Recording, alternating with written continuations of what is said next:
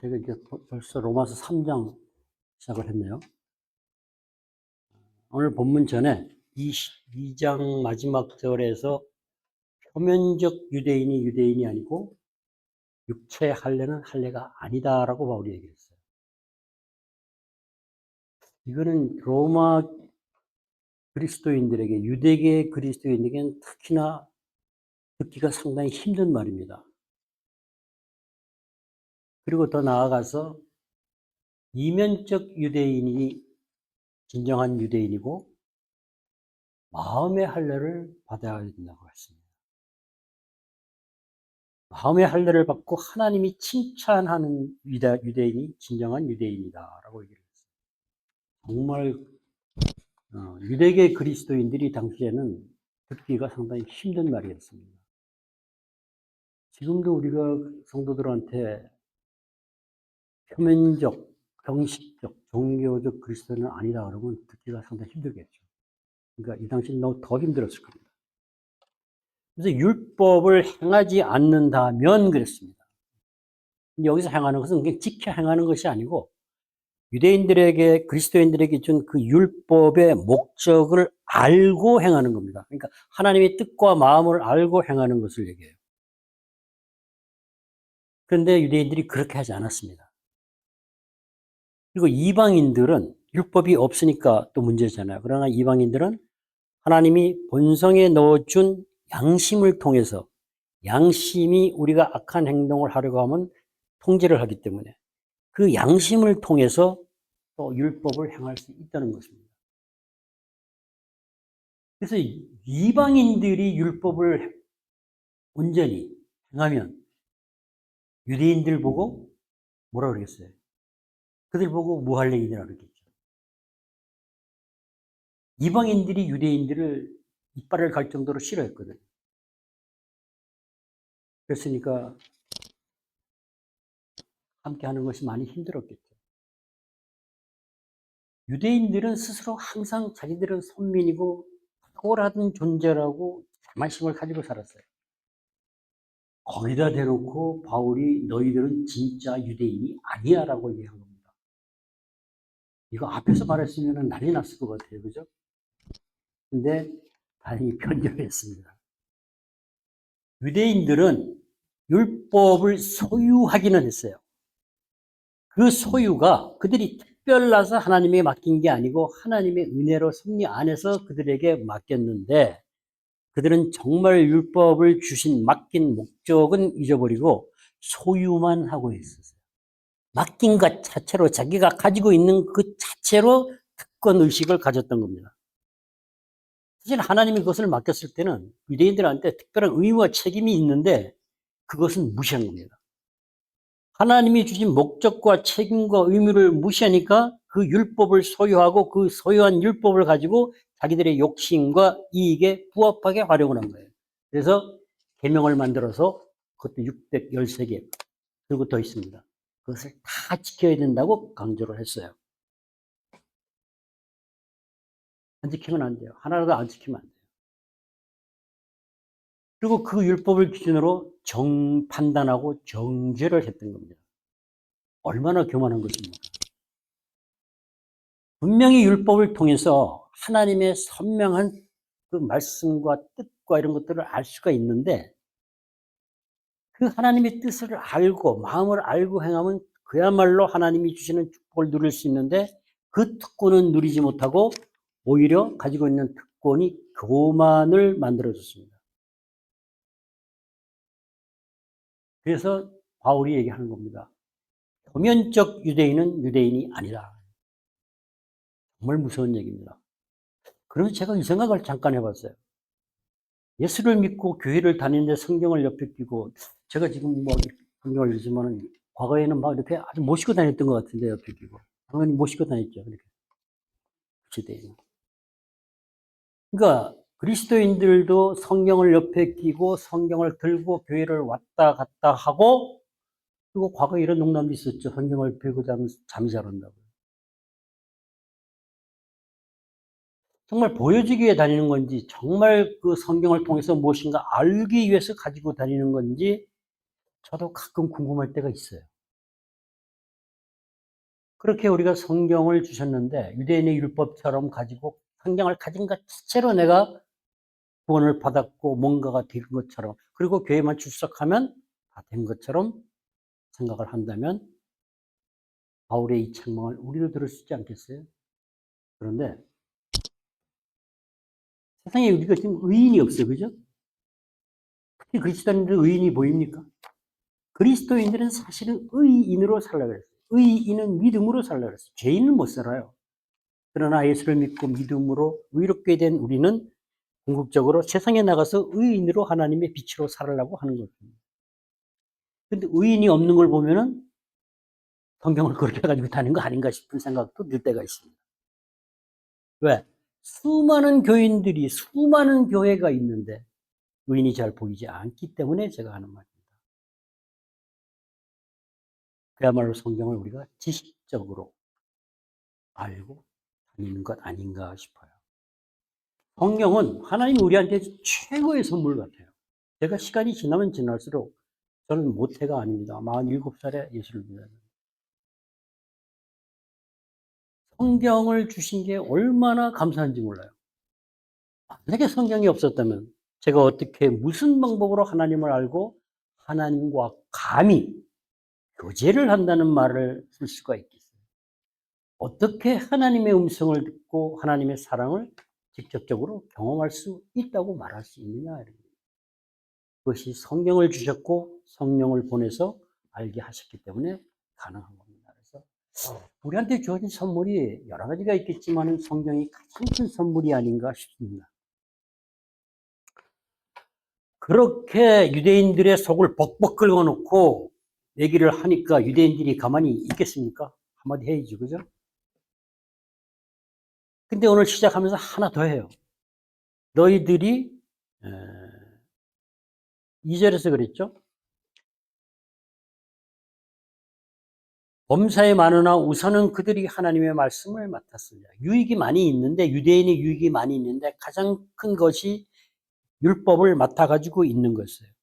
근데 오늘 3절을 시작하면서 하는 얘기가 그 율법을 맡아가지고 있는 것, 그건 말고 뭐가 있느냐라고 물어요. 없다는 얘기입니다. 율법을 맡아가지고 있는 너희들이 지금 뭘 가지고 있느냐, 무엇을 가지고 있느냐.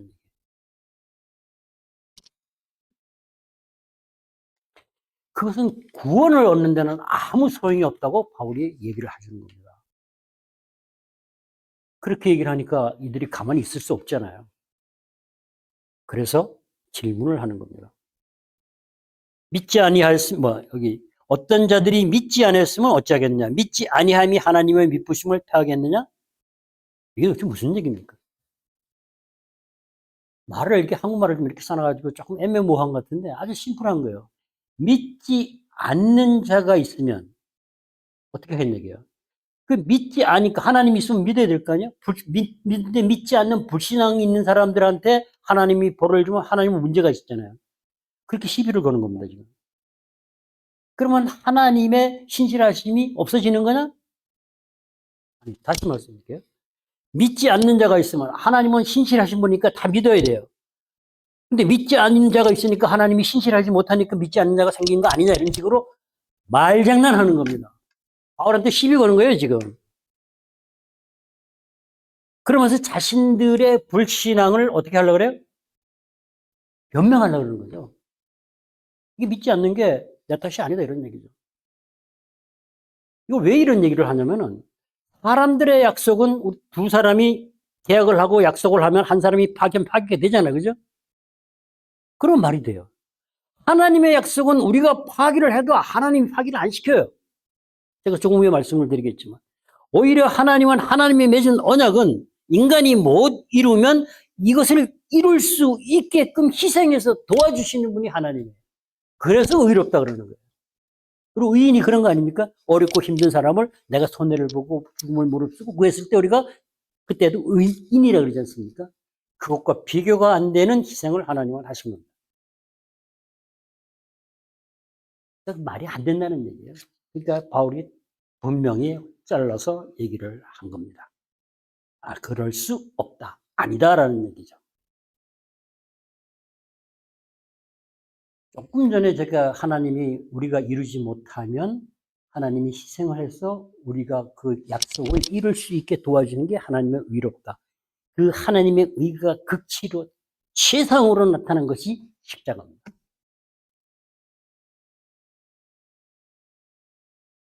참 재밌어요. 완전히 이건 시비 거는 겁니다. 5절에서는 궤변을 놓습니다. 5절에 보면 우리가 하나님의 의를 드러나게 하면 무슨 말? 불의한 일을 행했는데 하나님의 의가 드러났어. 그러면 네가 무슨 말을 할 거냐? 거기다가 하나님의 진노를 내리면 하나님이 불의한 사람이라는 얘기예요. 자, 불의를 저질렀는데 의가 나타나는데 그게 어떤 경우일까요? 자, 가롯 유다? 가롯 유다. 가롯 유다가 배신을 했죠. 그죠? 근데 그 가롯 유다의 행위를 통해서 예수님이 계속할 수 있는 기회를 잡았잖아요. 그죠? 그러면 가롯 유다는 고언을 했네? 이런 얘기를 하는 겁니다, 이게. 내가 어떤 사람이 살인을 했는데, 살인이 아니고 강도를 했는데, 그 사람이 감옥에 갔어요. 감옥에 가서 해결하고 목사가 됐어요. 그러면 강도 짓을 한 사람이 감옥에 가고 목사가 될 수 있는 계기를 줬잖아요. 근데 이 사람을 벌하면 하나님이 불의하다는 얘기. 이게 궤변이라는 겁니다. 말이 안 되는 소리를 한다는 게. 우리 세상에 궤변 많습니다. 잘 들어야 됩니다. 특히 유튜브. 말이 되는 것 같은데 아니다라는 얘기입니다. 하나님은 신실하신 분이고 하나님은 영원하시고 변치 않는 분이에요. 이것은 전부 사람과의 언약과 약속을 가지고 하나님을 잣대로 재는 겁니다. 말이 안 되죠, 그죠? 그러니까 인간의 의와 불의는 알아요. 근데 하나님의 의를 모른다는 얘기입니다. 우리가 바르게 알지 못하면 말도 안 되는 궤변을 우리가 하게 되고 말도 안 되는 궤변을 할 때 우리가 미혹당해서 넘어갈 수 있다는 겁니다. 그래서 우리가 성경을 자세히 보고 알아야 됩니다. 모르면 속는 겁니다. 인간의 입장에서 바울이 얘기하는 것은 구원에 이르기 위해서 너네가 가지고 있는 율법, 그냥 행위로 그것으로는 안 된다는 거예요. 그 얘기를 하기 위해서 지금 계속 죄를 얘기해왔던 겁니다. 우리는 반드시 하나님의 공의의 대가를 치른다고 얘기합니다. 선민 축복받았다고 예외 없다는 겁니다. 유대인들이 선민이고 축복받았고 아브라함의 자손이라고 율법을 가졌다고 가지고 있는 자체로 자기네는 괜찮고 심판대에 안 쓴다는 거예요. 그래서 죄를 범하고도 슬금슬금 감추고 당당하게 이방인들만 정죄하고 무시했던 거예요. 너희들도 그런 특권을 가지고 있는 너희도 예외가 없다라는 얘기를 바울은 분명히 하고 있어요. 예외 없이 모두 심판대에 쓴다는, 심판대에서는 특권 소용이 없다는 얘기입니다. 그래서 그대로 두면 전부 지옥으로 가잖아요. 하나님은 그런 분이 아니잖아요. 하나님은 길을 열어 놓으신 거죠. 근데 한마디 또 더 해요. 자기들이 한 짓을 가지고 바울이 한 것처럼 또 모함을 합니다. 7절이죠. 나의 거짓으로 하나님의 참되심이 더욱 드러나 하나님께 영광이 되었다. 거짓말을 했는데 어떻게 하나님의 영광이 드러납니까? 이거 근본적으로 말이 안 돼요. 이 궤변이라는 거예요. 근데 마치 바울이 그것도 거짓말을 한 것처럼. 선을 이루기 위해서 악을 행한다. 이거 도덕 폐기론자들이 하는 얘기인데, 선을 이루기 위해서 악을 한다는 이건 어마무시한 궤변이에요. 말도 안 되는 궤변이다 이런 얘기죠. 이 모든 것은 뭐예요? 자신이 저지른 죄를 정당화시키고 합리화시키려고 하는 꼼수입니다. 그것이 궤변입니다. 우리가 죄된 본성이 우리 안에서 자꾸 이제 죄성이라는 건 죄를 짓게끔 끌고 가는 거거든요. 그건 성향이거든요. 우리의 본성이 양심이 죄를 짓지 말라고 해도 타락한 우리 본성에 있는 죄성이 자꾸 죄를 짓게 만들어가요. 끌고 가요. 이게 욕망이라는 거예요. 그리고 그렇게 해서 죄를 지어도 괜찮다고 죄된 본성은 자꾸 얘기를 해요. 그 정도는 괜찮아. 뭐 작은 건데 뭐. 그러면서 안에 자꾸 속인다는 거예요. 합리화시킨다는 얘기예요. 우리 거기 당하면 안 돼요. 그 속는 거예요. 자, 여기까지 가면 죄인이 아닌 사람이 어디 있어요? 다 죄인이죠. 근데 더 가요, 또 바울은. 또 남아있는 게 있어요. 우리가 말로 하는 것들이 있잖아요. 행동으로 하는 것이 아니고, 말로. 9절부터 16절까지는 말로, 입술로 하는 죄를 얘기하고 있습니다.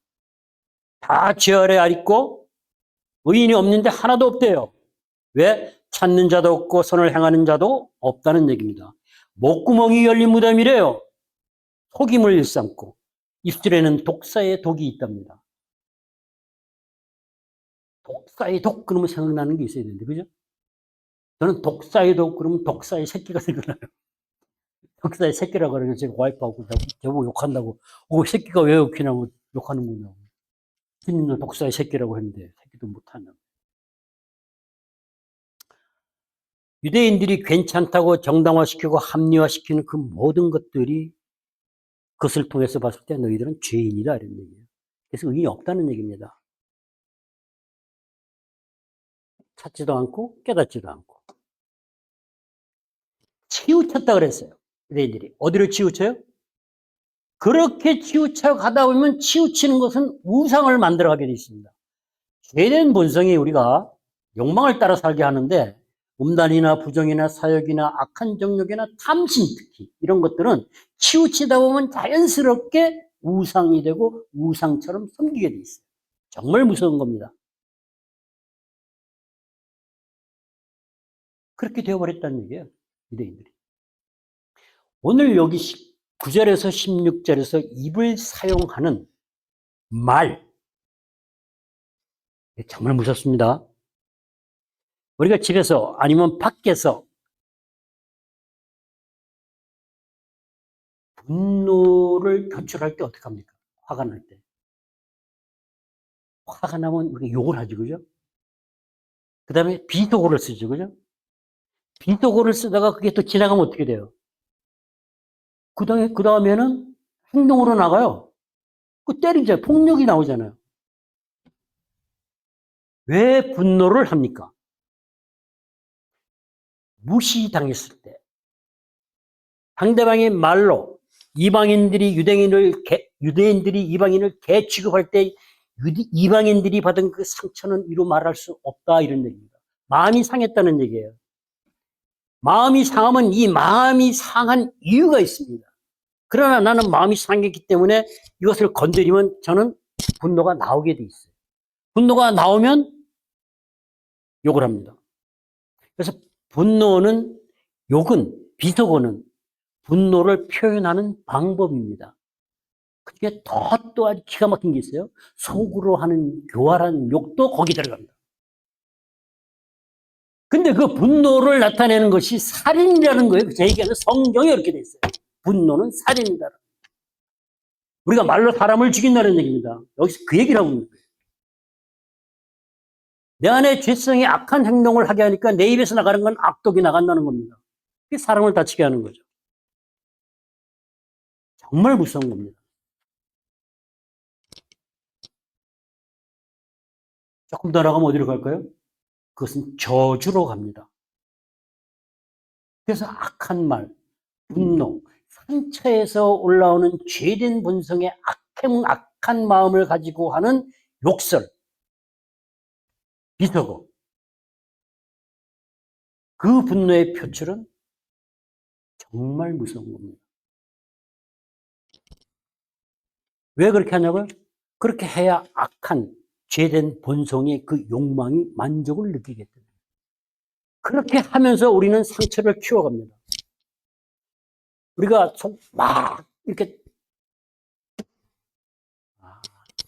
과거에 제가 술을 많이 먹을 때 이렇게 회사 생활을 하고 밖에서 생활을 할 때에 술을 같이 마시면 이 분노가 나오는 경우가 많습니다. 우리가 드라마라고도 그렇고 술이 많이 과한 폭력 행사도 그러잖아요. 그것을 표출해서 얘기를 하면서 욕을 하고 화를 내고 막 하고 이것이 좀 해소된 것 같은데 해소가 된 것이 아니고 한번 나왔다가 들어가면 다시 커집니다. 요만한 게 들어갔다가 나중에 요만해지고 그 다음에 요만해지고 커져가지고 그 다음에 폭력, 자살 이렇게. 그 분노가 내 안으로 들어가면 멸시가 돼가지고 가치 없는 인간이 돼서 절망을 경험하게 되면 자살로 갑니다. 정말 상처는 무서운 것입니다. 그게 어디서 나오냐고요? 유대인들이 가장 잘한 율법을 기준으로 계명을 만들어 놓고 지켜라. 안 지켰다. 너는 죄인이다. 왜? 판단하고 정죄하는 데서 오는 겁니다. 그래서 판단하지 말라는 겁니다. 아무리 의로운 판단도 판단을 하면 상대방은 상처를 입니다. 그렇게 판단을 하고 정죄한 바리새인과 사두개인들이 과연 율법을 잘 행했을까요? 우리 주님의 말을 빌면은 독사 새끼들 할 때 너희들은 손가락도 갖다가 안 했다는 얘기예요. 자기들은 안 했어요. 왜? 어차피 안 되는 걸 아니까 안 하는 거예요. 그들은. 애꿎은 백성들은 될 거라고 생각하고 믿고 따라서 한 거고요. 그것이 결국은 오늘의 본문의 말씀대로 사망의 길로, 파멸의 길로, 고생의 길로 데리고 들어갔다는 얘기입니다. 그게 15절입니다.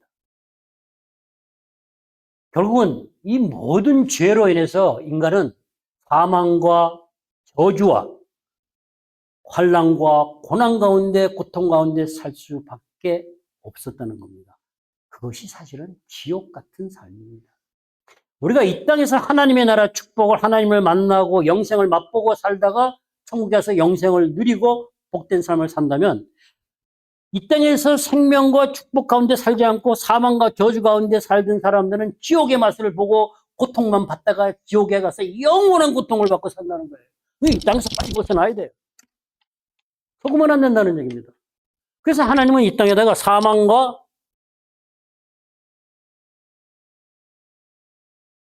저주인가요? 사망과 저주, 생명과 축복 두 개를 양쪽을 딱 놓아놓고 너희가 나를 사랑하고 여호와를 사랑하고 여호와의 말씀을 청종하면 그리고 의지하면 생명과 축복 가운데 살아갈 수 있다. 그래서 우리는 하나님의 말씀을 들어야 됩니다. 그냥 읽으라는 게 아니에요. 그냥 암송하라는 게 아니에요. 하나님이 하시는 말씀을 듣고 따라 살면 생명과 축복 가운데 살다가 천국에 간다는 얘기죠. 안 그러면 자연스럽게 이 땅에서 지옥 같은 삶을 살 수밖에 없다는 겁니다. 판단과 정죄가 가장 심각한 죄라는 겁니다. 그래서 주님은 그들을 데리고 그들을 보고 독사의 새끼라라고 말씀하셨습니다. 어떤 변명도 핑계도 합리화도 정당화도 하나님의 심판 앞에서는 다 밝혀지고 소용이 없다는 얘기를 하는 겁니다. 그런데 율법을 주셨잖아요. 그죠? 맡겼잖아요. 19절, 20절은 율법의 행위로는 하나님 앞에 의롭다 하심을 얻을 육체가 없다라고 얘기하고 있습니다. 율법은 성문화된 구약의 모든 성경을 얘기하는 거죠. 율법을 유대인이 맡았어요? 이방인도 양심이 있어요? 양심을 가지고 마음의 율법을 지켜요? 둘 다 있잖아요. 그죠? 율법 안 받았다고 핑계 못 대잖아요.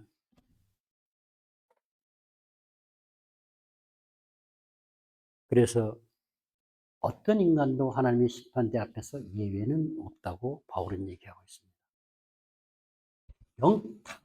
인간이 죄로 타락했을 때 영적으로는 완전히 무능력한 인간이 된 겁니다. 그러니까 하나님 영이신 하나님이잖아요. 그죠? 에덴에서는 영이신 하나님과 아담과 하와가 소통을 할 수 있었어요. 영적인 생명이 살아있었으니까. 쫓겨나면서 영적인 생명은 상실된 겁니다. 그래서 우리가 예수를 믿고 그 새 생명을 얻었을 때 우리는 하나님과 연결이 되는 거예요. 그래서 영적 생명이 살아나는 겁니다.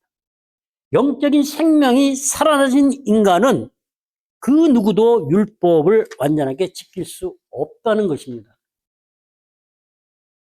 이스라엘 백성이 계명을 만들어 지켰지만은 정말 율법을 주고 행하며 지키라고 한 것은 핵심은 하나님 여호와 하나님을 사랑하고 내 이웃을 내 몸같이 사랑하는 게 하나님이 원하시는 대로 행하고 사는 거예요. 근데 그걸 할 수가 없었어요. 못해요. 타락한 인간이 할 수, 영적인 생명력이 사라진 인간은 할 수 없었다는 겁니다.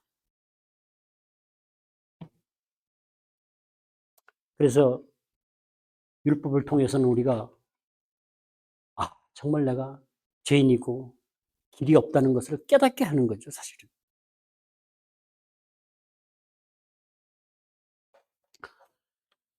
정말 율법 안에서 절망적으로 내가 할 수 없다는 생각이 들면, 그런데 구원이 필요한데 구원의 길을 열어주신다면 우리가 희망이 있지 않겠어요? 죄인이라도 그 길을 열어주고 희망을 주는 것이 예수 그리스도를 믿는 겁니다.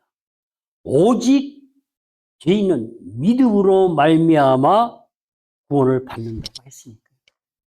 예수 그리스도를 믿음으로 의롭다함을 얻을 수 있다. 그 길밖에 없다라는 얘기죠.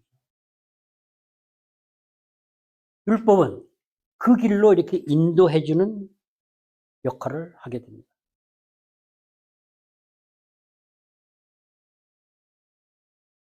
유대인들은 율법을 맡기고 은혜를 베풀고 맡기신 진짜 목적과 왜 이유와 왜 그 은혜를 베풀어주고 맡겼는지를 몰랐어요. 우리가 이것을 통해서 보면 성경을 우리한테 주신 가장 큰 선물이라고 한다면 왜 성경을 주셨는지를 알아야 됩니다. 그냥 교회 가니까 있는 것이 성경이고 경전처럼 주어진 것이 그러면 정말 성경을 왜 주셨는지, 성경을 통해서 하나님은 무슨 일을 하시려고 그러는 거예요. 성경이 주문은 아니잖아요. 교과서도 아니잖아요. 이것은 하고 저것은 하지 말아라는 그런 계명 아니에요. 성경을 주시고 분명히 하나님은 주신 목적과 이유가 있다는 것입니다.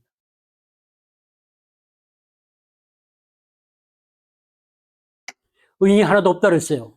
성경까지 줬는데. 율법을 주었는데.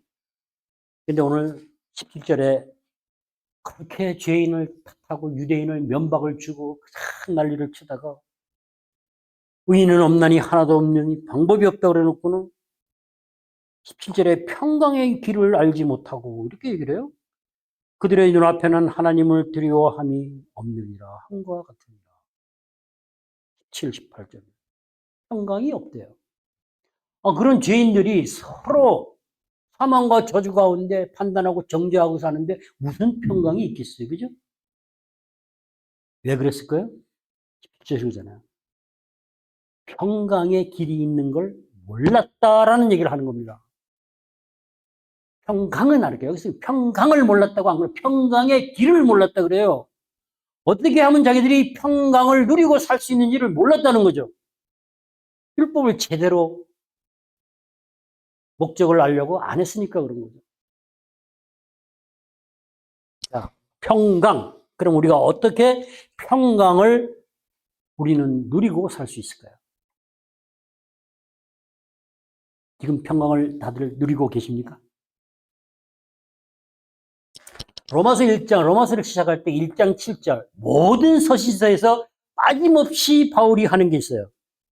1장 7절 성도로 부르심을 받은 모든 자에게 하나님 우리 아버지 주 예수 그리스도로부터 아버지와 주 예수 그리스도로부터 은혜와 평강이 있을지어다. 서신서에 빠짐없이 하는 인사고 기도입니다. 너무나 중요하기 때문에 우리한테 하나님의 은혜와 평강은 있어야 된다는 거예요. 그걸 누리고 살아라는 얘기입니다. 우리 그리스도인들이 성도들이 그것을 못 누리고 산다면 이것은 심각한 겁니다. 은혜와 평강을 누리지 못하고 불안과 염려와 두려움에 갈등과 환난 가운데 산다면 믿지 않는 자들과 다를 게 뭐가 있어요? 그렇잖아요.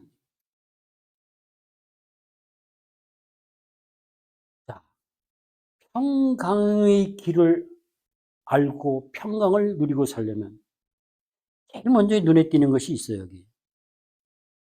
이렇게 한 말이에요. 그들의 왜 길을 모르느냐 하면은 18절에 그들의 눈 앞에 하나님을 두려워함이 없다는 얘기예요. 그들의 눈앞에, 눈앞에가 도대체 무슨 말일까요? 여기서 말하는 눈앞에라고 하는 말은 사사기에서 그들이 쓰던 그 사사기를 얘기할 때 이렇게 얘기죠. 자기들의 소견대로 행하고 살았다 그러죠. 예, 그때 쓴 자기 소견을 눈앞에와 동일한 의미로 사용을 해요. 그러니까 지금 유대인들이 어떻게 율법을 가지고 살았는 자기 소견대로 행하고 살았다는 얘기예요. 내 생각대로 결정하고 살았다는 게 율법은 별개고, 율법이 하나님을 사랑하고 이웃을 사랑하는 건 그건 싹 무시하고 자기들 소견대로 율법을 계명을 만들어서 백성들을 통제하고 관리하고 지배하는 데 쓴 거죠. 지금 많은 교회들의 교육 프로그램이나 훈련 프로그램이나 영성 프로그램이 그런 식으로 가고 있지는 않는지 우리는 생각해 봐야 됩니다. 이미 미국 교회의 리차드 보스터라는 분은 자기 책에서 그런 얘기를 많이 했습니다.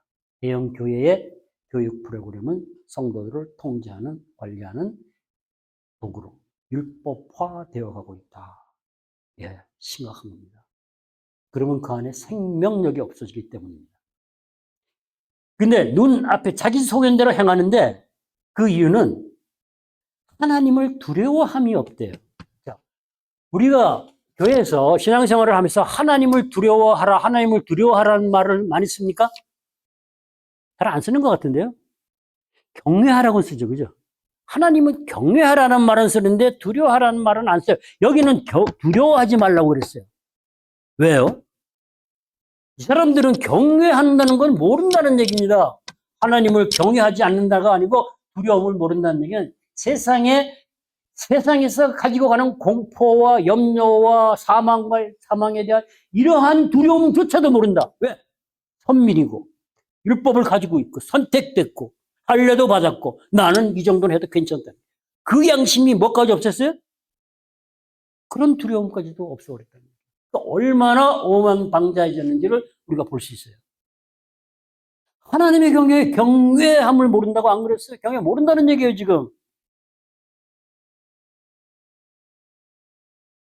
이것을 보면은 종교적 맹목주의, 종교 생활을 맹목적으로 하면 이렇게 됩니다. 이해할 수 있나요? 우리가 종교 생활을 맹목적으로 하면 그런 거 있잖아요. 무조건 믿어라. 그죠? 특히 무속신앙에 가면 보이잖아요. 신한테 잘 보이고 뭘 많이 갖다 바치면 하나님 신한테 복을 받고, 그죠? 신이 화가 나면 뭘 갖다 더 많이 이렇게 하고. 그런 무속 종교들이 바치지 않고 헌신하지 않으면 벌 받는 느낌을 갖는 거죠. 그죠? 그게 두려움이거든요. 그래서 무속 종교, 일반 종교는 두려움을 줘요. 하나님한테는 두려움 없어요. 우리 인간한테 두려움을 주는 거는 어떤 경우든 그것은 사탄이 주는 겁니다. 하나님은 두려움 안 주세요. 내 생각의 상처나 욕심의 어떤 다른 부분을 사탄이 자꾸 이용을 해가지고 두려움을 만들어가는 것이지 하나님은 절대로 두려움을 안 줍니다. 속으면 안 됩니다. 내게 두려움이 올 때는 하나님이 주시는 것이 아니라 사탄이 내 안에 어떤 욕심이나 욕망이나 죄된 본성을 이용해서 나를 두렵게 만드는 겁니다. 절대 속으면 안 됩니다. 그 두려움은 하나님의 사랑 안에서 모두 제거됩니다. 정말 무서워요. 그럼 종교적인, 맹목적인 종교 생활을 할 때 과연 평강이 있겠어요? 없어요. 노심초사해야 되잖아요. 우리가 믿는 기독교는 종교 생활이 아니에요. 우리 신앙이에요. 하나님을 믿고 하나님과 교제하며 하나님과 동행하며 사는 거예요. 세상이 기독교를 볼 때 종교고 도덕이라는 말을 쓰는 것은 비아냥거리는 겁니다. 우리 그 소리 들으면 안 돼요. 종교적 도덕주의는 예수님이 얘기하다시피 팀 켈러가 책에서 이렇게 얘기를 했어요. 가장 치명적인 영혼의 병이다라는 얘기입니다. 영혼이 생명으로 살아나지 못한다는 얘기예요. 죽어간다는 얘기예요. 그래서 종교가 돼서는 안 된다는 얘기입니다. 그 안에는 평강 없습니다. 평강으로 들어가는 길, 방법, 길을 모른다는 얘기입니다. 우리가 예수를 믿고 따르면서 평강의 길을 모른다면, 평강을 누리지 못한다면, 막연히 평강이 하늘에서 뚝 떨어지는 거라고 생각한다면 큰 오산입니다. 뚝 떨어지는 거 아닙니다. 뚝 떨어져요. 뚝 떨어지는데 어떻게 뚝 떨어지냐면 뚝 떨어진 건 성경이에요. 그리고 성경 안에서 예수를 만날 때 그 사랑을 경험할 때 우리는 그 평강을 누릴 수 있어요. 성경이 하나님 주신 걸 뚝 떨어진 건 맞죠? 우리가 한번 생각해 보려야 할 거는 내가 맹목적인 종교 생활을 하고 있는 건 아닌지는 돌이켜 봐야 됩니다. 거기는 생명이 없기 때문에. 제가 분명히 말씀드릴 수 있는 것은 기독교는요, 우리가 믿는 하나님은 맹목적으로 믿으면 안 됩니다. 분명히 알고 잘 믿으라고 하는 겁니다. 맹목적으로 교회를 왔다 갔다 하고 그냥 기도를 어떻게 하는지 모르지만 하여간 무조건 믿는다? 과거에는 그런 일이 좀 있었던 것 같아요. 뭐 100년, 100년, 한 5, 60년 전만 해도. 묻으면 되지, 뭘 따지냐고. 그것처럼 묻히기만 말 없어요. 분명하게 알고 믿어야 됩니다. 그래야 사탄의 유혹에 속임수에 속지 않습니다. 성경을 주셨어요. 그래서 잘 알고 믿으라고. 분명히 내가 성경을 주고 성경 안에 하나님의 모든 것이 들어있어요. 하나님의 능력까지도 들어있어요. 그런데 사람들마다 성이나 이성이나 상식이나 지식의 수준 정도가 다르잖아요. 그죠? 그러면 공부를 많이 해야 됩니까? 그럼 큰일 나죠. 누가 어떻게 읽어요? 다 공부하러 가야죠. 하나님은 하나님, 성령의, 영의 영감, 하나님의 영의 영감으로 성경을 쓰시고, 인간 제작할 때 기록해 놨는데, 성령을 보내셔서 주님 하시고, 그리고 우리가 성령이 우리 안에 내주예요. 성령의 도움으로 성경을 읽으면, 영감된 안의 내용을 우리가 볼 수 있다는 거예요. 성경은 하나님이 인간의 언어를 가지고, 말을 가지고, 언어로 기록해 놓은 거예요. 그 안에 하나님의 saying, 창조시의 그 말은 말이자 능력이자 내용이자 모든 게 다 들어있어요. 그리고 그 하나님이 땅이 있으라니까 땅이 생기는 거 아니에요. 그 모든 것을 인간의 언어로 기록해서 성경에 넣어 놓았어요. 그리고 성경 안에서 그것을 경험할 수 있다는 얘기입니다. 그렇게 하라고 성령을 보내셔서 이스라엘 백성이 보지도 못했던 거 보게 하고 듣게 하고 마음으로 생각하게 하고 하나님의 깊은 곳에 있는 하나님의 마음과 뜻도 알게 하셨다. 제 얘기가 아니고 성경에 그렇게 쓰여져 있습니다. 그럼 우리는 그 방법대로 따라가면 되는 겁니다. 근데 하나님이 따라가라는 성령의 소욕은 안 따라가고 육체의 욕망만 따라가고 살죠. 그래서 어려운 겁니다. 그것은 우리가 해야 돼요. 욕망을 계속 따라가다 보면 어떻게 돼요? 지금 유대인들이 변명하고 궤변을 늘어놓은 것과 동일한 행동을 우리가 하게 된다는 겁니다. 그래서 우리가 가장 발달된 게 테크닉이 늘어난 게 있어요. 가식과 위선. pretending performing이라고 하는. 그게 우리는 너무 잘 뭐라 그러죠? 발전돼 있다 그래야 되나? 그 기교가 아주 많이 능숙해졌어요. 이게 많이 알아도 모르는 척, 몰라도 아는 척. 이렇게 되면 우리가 성경 안에서 하나님 만날 수가 없습니다. 정말로 안 됩니다. 하나님 앞에 그렇게 기도해가지고는 하나님의 음성도 들을 수가 없고 내 아픔도 얘기할 수가 없고 내가 아파 죽겠는데 안 아픈 척하고 하나님 앞에 하는 척하고 교회가 안 됐으면 무슨 소용이 있습니까? 아무 의미 없어요. 그것이 가장 위험한 것입니다. 그래서 우리는 잘 살펴봐야 돼요. 누구를, 나를 살펴봐야 돼요. 보세요. 우리가 말씀을 따라 산다고 그럽니다. 그죠?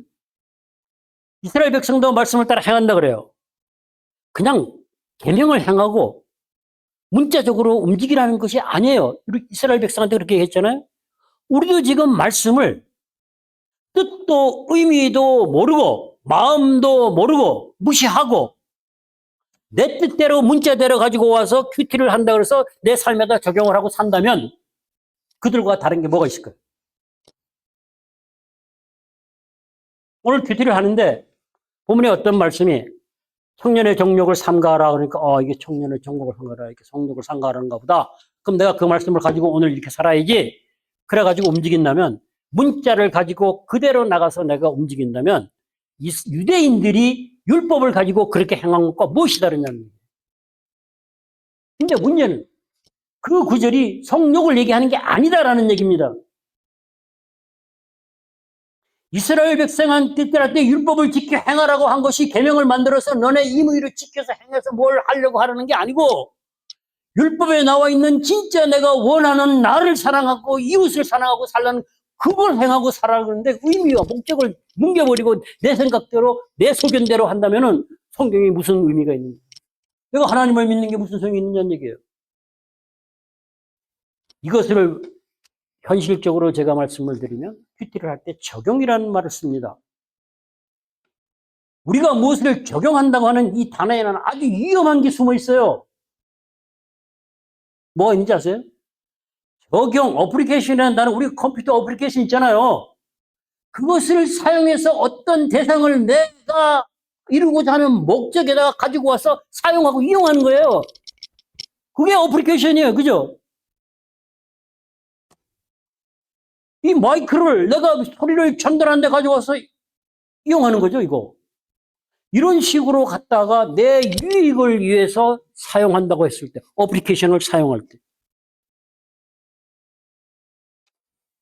그럼 어떻게 돼요?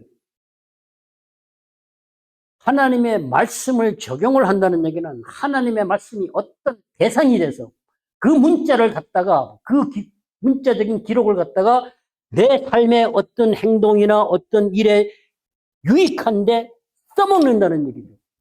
그래서 사용하는 대상이 돼버리는 거예요. 대상이. 살아있는 말씀이 아니고 그 얼마나 위험한 거예요. 얼마나 무서운 거냐는 얘기예요. 그 안에서 무슨 생명이 있고 무슨 회복이 되고 무슨 치유가 되고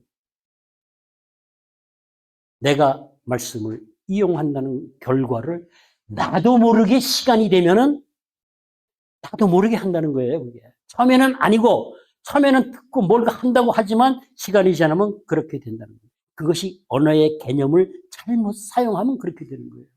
정말 무서운 겁니다. 그래서 그것은 뭐예요? 결국은 내가 하나님보다 높은 자리에 앉아서 하나님의 말씀을 내 마음대로 쓰는 거 아니에요? 그러면 저희가 심판 안 받을까요? 당연히 심판받겠죠. 어마무시한 교만이니까요. 하나님을 거역하는 걸 넘어서 하나님 위에 앉아서 내가 하는 거잖아요. 그죠?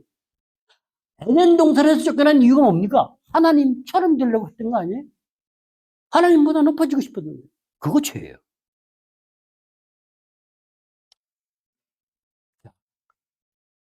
그러면 평강의 길은 어디 있을까요? 평강의 길을 찾아야죠. 이래가지고 못 찾는다는 얘기입니다. 평강의 길 하면요. 고린도전서 12장 마지막 31절에 가면 이렇게 얘기를 해요. 내가 가장 좋은 길을 너희에게 보인다 그래요. 그리고 시작한 것이 고린도전서 13장의 사랑장이에요. 그죠? 사랑은 이러하니까 이렇게 살아라.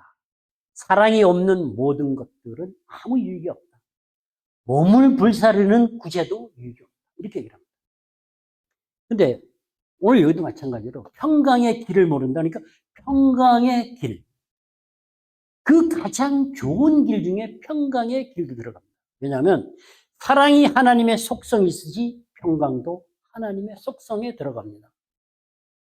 그러면 하나님과 함께 있을 때 하나님 앞에 있을 때 우리에게 주셔지는 게 뭐예요? 평강이라는 겁니다.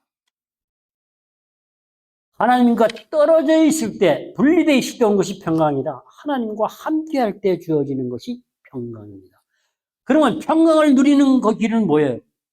하나님과 동행하며 사는 길이에요. 우리 그렇게 살 수 있어요. 왜? 내가 예수 그리스도를 믿음으로 내 안에 예수가 사시고 예수 안에 내가, 그죠?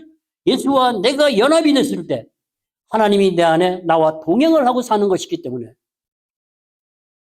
임마누엘 예수 그리스도가 내 안에 살아계실 때 하나님과 동행하는 삶을 살아갈 때 우리는 평강을 누린다는 겁니다. 그러면 그것을 언제 많이 경험할 거예요? 하나님의 임재를 경험할 때. 성경 안에서 하나님의 메시지를 통한 하나님의 살아있는 음성이 내게 들려올 때. 성경 말씀대로 하면 주의 영광을 볼 때. 우리한테 보여주신 적이 있으니까. 주의 영광을 볼 때 그의 형상으로 변화해 영광에서 영광에 이른다고 했죠. 평강하기를 모른다는 얘기는 두려움 때문에 그렇습니다.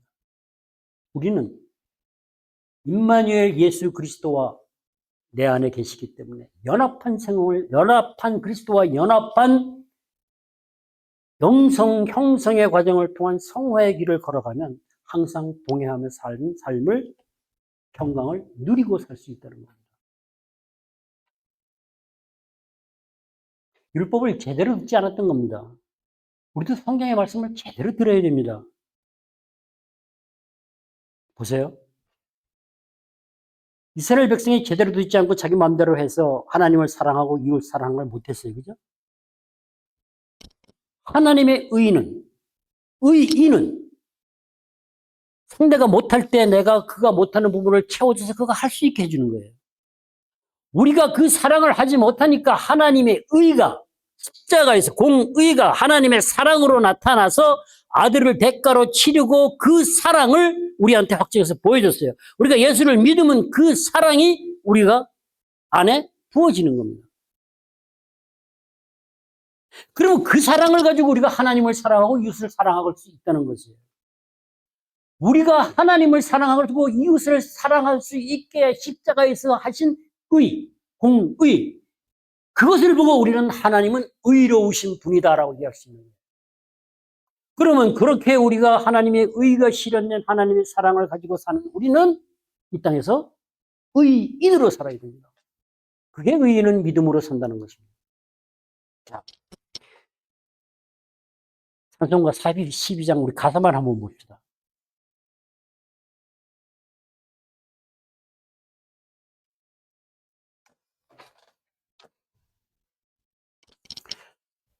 하셨어요? 보세요. 하나님의 은혜로 아들을 대속물로 주셨어요. 그죠? 그래서 십자가에서 죽으시고 부활하셨어요. 은혜가 십자가에서 하나님의 사랑으로 나타났어요. 그 예수를 믿는 믿음 안에서 하나님의 은혜와 믿음이 결합을 해서 이 사랑이 내 안에서 모든 두려움을 제거시키고 그 사랑이 자리를 잡으면 우리한테 주어지는 게 평강입니다. 은혜가 동기고 사랑은 역사에서 우리한테 평강을 주시는 거예요. 그래서 계속 바오는 은혜와 평강이 있을지어라 하면서 가운데 앞뒤에서 항상 예수 그리스도의 복음을 얘기합니다. 자, 찬송가 12장의 후렴이 어떻게 돼 있어요? 한번 같이 한번 보세요. 참 재밌어요. 난 이게 평화 내려오네.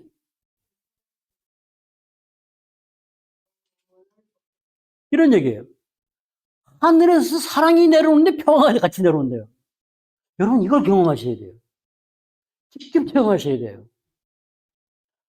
하늘에서 사랑이 내려올 때 평화가 같이 온다. 내가 하나님의 사랑을 경험할 때 뭐가 같이요? 평화가 이루어진다는 얘기입니다. 그렇게 살아가는 것이 평강의 길을 살아가는 겁니다. 그런데 더 중요한 게 하나 있습니다. 또 중요한 그 못지않게. 우리가 하나님의 사랑이 부어지고 하늘에서 사랑이 내려올 때 평강을 누리게 되는데 그것이 하나님 앞에 있을 때 하나님과 동행할 때 그래요. 자, 그리고 우리가 창조주 하나님 앞에 우리가 있다. 지금 우리 앞에 창조주 하나님이 여기 서 계신다 그러면 어떨 것 같습니까? 계시는데 지금 우리가 못 느껴서 그렇지, 그죠? 근데 그걸 느낄 수 있다면 어떨 것 같아요, 이게?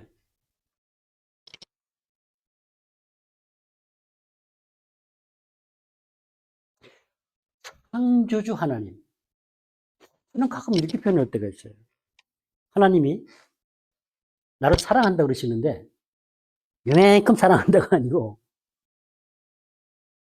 하나님이 창조주시잖아요, 그죠? 그 전에 제가 하나 먼저 말씀드릴게요. 우리의 욕망은 온 지구를 다 줘도 채워지지 않는 게 욕망입니다. 왜? 하나님의 형상을 따라서 만들었기 때문에. 하나님이 온 우주를 동였고, 지난번에 어느 목사님 말씀하신 것처럼 저 온 우주에 반짝반짝하는 모든 별들을 다 가지고 온 지구 우주를 다 하나님이 등에다 지고 그 능력을 가지고 나인데 앞에 딱 서서 내가 너 사랑한다. 그러면 그 우주가 이렇게 다가오면 그 깔려 죽는 거 아니에요? 그럼 무지하게 두렵잖아요.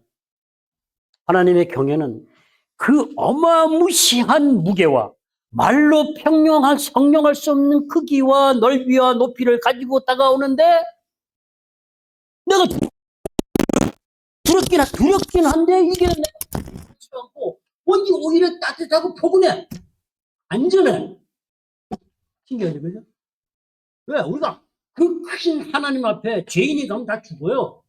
그러니까 보이지는 않지만 그 능력이 우리에게 다가오면 하나님의 그 광대하고 크심과 함께 우리한테 주어지는 것은 평강, 안전, 드럼, 그 사랑, 그 말로 표현할 수 없는 것이 나에게 이렇게 다가온다. 그러면 그때 느끼는 것이 공포로 다가오는 두려움이 아닌 경외로움에 대한 두려움. 그래서 우리는 하나님에 대한 두려움을 얘기할 때는 두려움이란 말을 안 쓰고 경외라는 씁니다. 완전히 다른 얘기입니다. 오늘 18절에서는 두려워하지 않았다 그랬잖아요. 하나님을 두려워한 게 세상 것도 두려워하지 않았다는 얘기고 경외는 몰랐다는 얘기입니다. 우리는 하나님의 사랑을 경험하면서 부어지는 그 사랑 안에서 하나님의 경외함과 하나님의 사랑과 동시에 평강을 누릴 수 있습니다. 하나 더 있습니다. 여호와를 경외하는 것이 지혜의 근본이라는 거예요. 그 경외함을 우리가 경험하고 체험할 때 그냥 지나가는 것이 아니고 그 순간에 하나님의 사랑과 함께 내 죄된 본성이 죽고 두려움이 사라질 때 내가 지금 무엇인가 추진을 하고 싶다든가 내가 잘못 생각하고 있는 많은 부분에 대한 것이 허상이라는 것을 알게 하십니다. 진짜 하나님 내가 원하는 것이 무엇인지를 알게 하십니다. 그 길을 인도해 주신 게 지혜라는 거예요. 그래서 우리는 하나님의 지혜를 구하면 하나님의 지혜를 구할 때 하나님의 사랑과 경외함과 평강과 동시에 구합니다. 그래서 여러분 지혜를 구한 거는 기가 막힌 거다라는 얘기입니다. 돈 몇 푼이 아니다라는 얘기예요. 지혜는 그때 저에게 주시는 하나님의 지혜이기 때문에 그 안에서 우리는 평강을 누릴 수 있습니다. 그러면 우리는 악하잖아요. 죄악이라는 것은 떠날 수밖에 없다. 그래서 여호와를 경외하고 악을 떠나라는 말씀이 자연스럽게 나오는 거죠. 그래서 성경을 주시고 설교를 하게 하고 전하게 하고 우리들에게 주신 것은 상고하게 하십니다. 우리는 상고하는 능력을 키워야만 합니다. 성경을 상고하는 것은 모든 성도들이 합니다. 아니면 왜냐하면 상고는 이런 겁니다. 목사가 강단에서 설교를 했어요. 저희 성경에 있는 말과 맞나 틀리나 같이 안 모여서 분별하고 연구하고 도의하고 노력하면서 분별하는 겁니다. 하나님의 말씀. 그때 또다시 우리에게 다가오는 것은 그 사랑과 경외함과 지혜와 능력이 다가옵니다. 이것이 우리가 평강의 길로 살아갑니다. 우리는 할 수 있습니다. 내가 예수 그리스도를 믿고 예수 그리스도가 내 안에 계시고 우리가 예수 안에 있고 하나님의 아들 예수 그리스도를 믿는 믿음 안에 살기 때문에 평강의 길을 갈 때, 그 사랑의 길을 따라갈 때 우리는 세상에서 교회 아니야, 교회도 마찬가지. 세상 밖에서도 의인의 삶을 살아가고 그 의인의 삶을 살아갈 때 우리는 세상의 빛이 되고 소금이 되는 거예요. 그렇게 해서 우리가 주어진 장소, 직장, 어디든 내가 있는 자리에서 의인의 삶을 살아가야 하나님은 하나님이 원하시는 사랑과 정의와 공의를 이 땅에 실현시키면 하나님의 나라를 통치하신다. 그렇게 살아갈 수 있는 우리 모두가 될 수 있기를 주님 간절히 소망하고 기도하겠습니다. 아버지 하나님 감사합니다. 저희들이 죄된 본성, 죄를 위해서 내 소견이 옳다고 내 욕망을 따라 살아가는 그런 어리석음을 범하지 않도록 하나님 우리 모두에게 죄영으로 충만하게 해주시고 하늘의 사랑을 보고 그 사랑으로 인해서 우리가 평강을 누리며 살 수 있고 그 사랑과 평강을 누리게 하시는 하나님의 은혜를 잊지 않도록 하나님 우리 깨어 기도 인도하심을 따라서 충만하게 하여 주시옵소서. 하나님 저희들이 상고할 수 있는 능력을 반영시켜 나갈 수 있는 저희들이 성경을 읽을 때마다 생각하고 읽게 하시고 해석하게 하시고 하나님의 살아있는 하나님의 음성을 듣고 하나님의 임재 가운데 그 사랑 안에 거하는 복된 삶을 살아갈 수 있도록 하늘의 사랑을 우리 심령에 부어주시기 간절히 소망하며 예수님의 이름으로 기도했습니다. 아멘.